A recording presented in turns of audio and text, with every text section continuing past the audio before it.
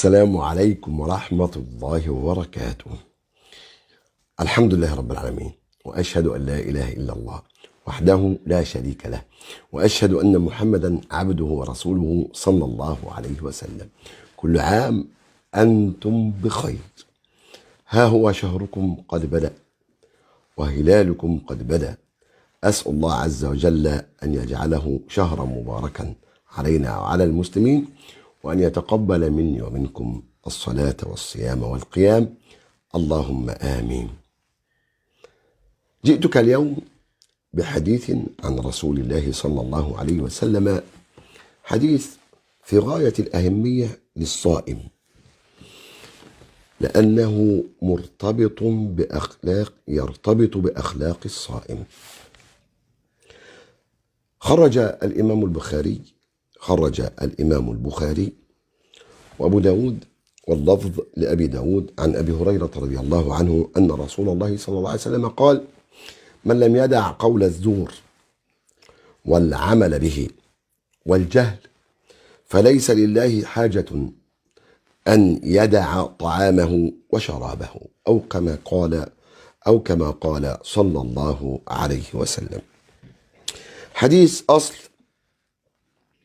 تكلم فيه كثير من العلماء عن هذه المسألة، ونقف أولا مع ألفاظ الحديث هكذا على عجالة يا حبيبي، وبعد كده نشوف خطورة الأمر ده. الأول، النبي عليه الصلاة والسلام قال: من لم يدع قول الزور. إيه قول الزور؟ قول الزور قول الكذب، وكل ما يؤدي للبهتان وفعل الكذب، هو محرم في جميع أعمال السنة، وحرمته في الصيام وفي رمضان أوكد وأشد.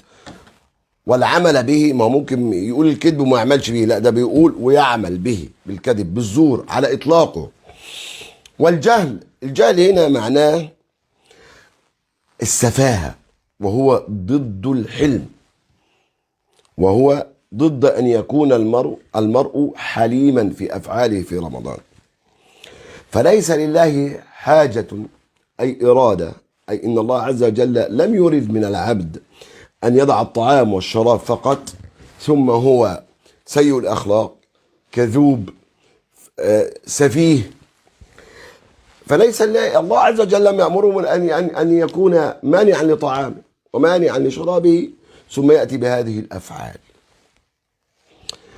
ليس لله حاجة، أي إرادة، إن الله عز وجل لم يرد منه أن يأتي بهذه الأشياء أو أن يمتنع عن الطعام والشراب فقط، وإلا كان الأمر أمر رمزيا. أنا عايز أقول لك بقى الاغتياب والنكت القبيحة والفرجة على الأفلام والتعصيب بحجة الصيام، بأن احنا متضايقين ومخنوقين والساعة دي ساعة ضيقة وما تعصبناش، كل ده منافي للصيام. انت عارف المسألة مسألة خلافية عجيبة، أو جمهور العلماء طبعا قالوا ان الاغتياب او الكذب او كده، الكلام ده مش مفطر على حقيقته، لكن الظاهرية، ابن حزم الظاهري واظن مذهب الظاهرية ابو داود واصحابه، قال لا، ده يفطر، وان كان قول الجمهور مخالف لذلك.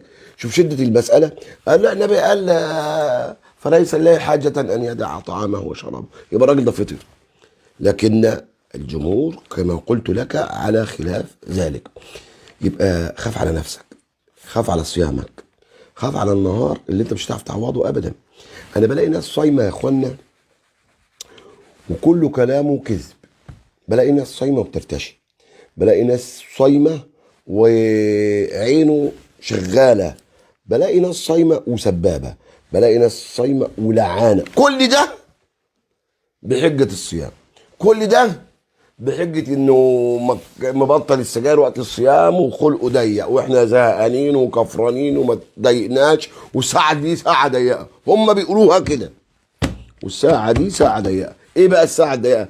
الساعة الضيقة دي اللي هي قبل المغرب، اللي هي وقت الذكر، اللي وقت التسبيح، اللي وقت الطلب من الله عز وجل، اللي وقت الرجاء من الله عز وجل، اللي وقت ان يكون زاد فيها خلوف الصائم الذي هو عند الله اطيب من ريح المسك. يبقى انت خلي بالك، حافظ على صيامك، حافظ على صيامك، تأدب مع صيامك، تأدبي مع صيامك.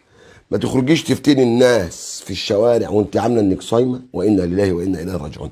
حبيبي، اياك والزور، اياك والكذب، اياك والجهاله، في هذه الأيام الطيبات. وصل اللهم على نبي محمد وآله، والسلام عليكم ورحمة الله وبركاته.